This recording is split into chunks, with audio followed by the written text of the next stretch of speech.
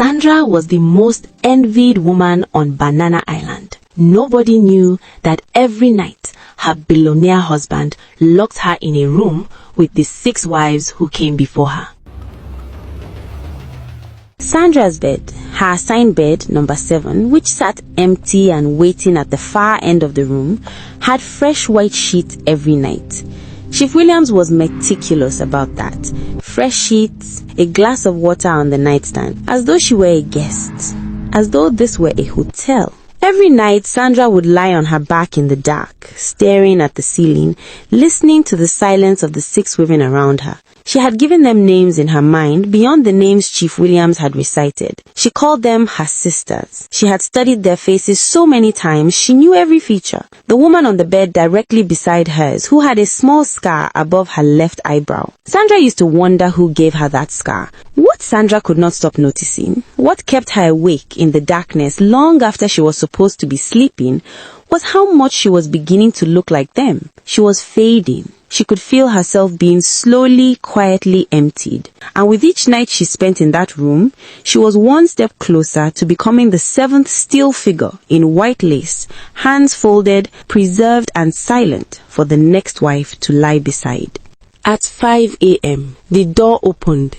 Chief Williams smelled of expensive cologne and greed. "How was the night, my love?" he asked, stroking her cheek. His touch felt like a snake crawling on her skin. "Peaceful," she lied, her voice trembling. That afternoon, Sandra tried to pack a bag to run, but she found the gates of the mansion electrified. The security guards had orders. The madame does not leave without the chief. She was a prisoner in a golden cage by day and a sacrifice by night. She walked back to her room knowing fully well she was completely trapped here and there's no escape. She lay on her bed in the room, thinking about her lifestyle when she was just a roadside corn seller. "I should never have traded my peaceful lifestyle for this nightmare," she thought. And now something was pressing on her chest, heavy and urgent, like a hand pushing down. She recognized it dimly, the way you recognize the face of someone you haven't seen in years and have almost convinced yourself you never knew. It was conviction. She sat up slowly and pulled her knees to her chest. And for the first time in 3 years, Sandra thought about the girl she used to be. She had been something once, before Banana Island, before Chief Williams and his room of sleeping women. Back in the village, there had been a young Sandra who woke up every morning at 5 a.m., not because a covenant demanded it, but because she wanted to meet God before the rest of the world woke up. She had been that girl, a fervent, fire-burning, tongue-speaking, tear-soaked prayer warrior who had once prayed for 3 days straight when her mother fell ill, and her mother had risen from that sickbed.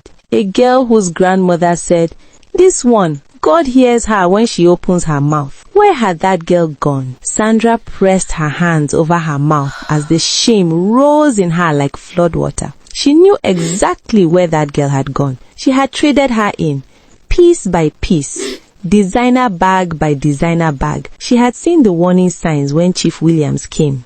The unease in her spirit the first time he touched her hand. The dream she'd had the night before their wedding of a dark room and 6 sleeping faces that she had dismissed as wedding nerves. She has silenced every alarm God had sounded in her soul because the mansion was beautiful and the poverty of her past was ugly.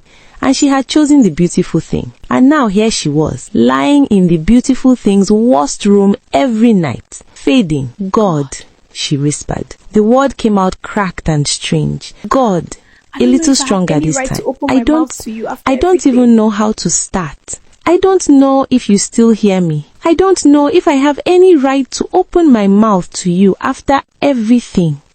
She stopped, pressed her fists against her eyes. "After everything I chose." The tears came without warning, not the delicate, managed tears she had performed for Chief Williams at the door.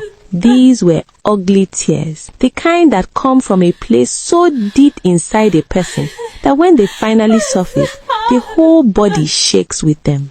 I knew something was wrong. You told me so many times, and I covered my ears, Lord. I covered my ears because I didn't want to go back to being poor. I didn't want to go back to the roadside and the hunger and people looking through me like I was nothing. I chose this over you, and I swore an oath to a darkness I had no business being near, and I have been sleeping in that room for months, Lord. 11 months, lying beside women who died because nobody warned them, and I knew all along what I was becoming, one of them, and I said nothing. I did nothing.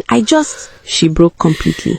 For a long time, there was nothing but the sound of her weeping in the room. When the worst of it passed and she could breathe again, Sandra slid from the bed onto her knees on the cold floor. Father, forgive me, she whispered into the floor. Not because I deserve it. I know I don't deserve it, but because you are merciful and I have nowhere else to go. She stayed in that position and she began to pray the way she had prayed as a girl.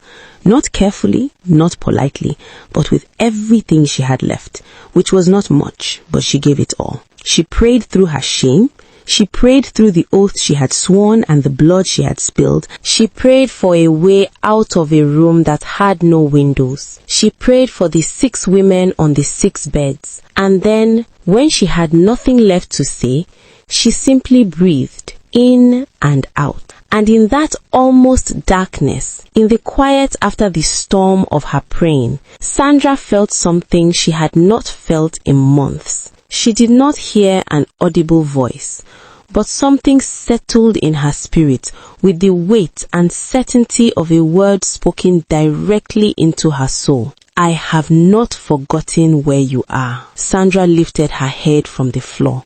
Her face was wet and swollen, but she rose from the floor a different woman than the one who had gone down. She sat back on the edge of her bed, straightened her spine, and she began, quietly, deliberately, to plan. She did not know yet exactly what she would do or how she would do it, but she knew with a certainty that had no logical explanation that she would not become the 7th sleeping woman in this room. God had heard her.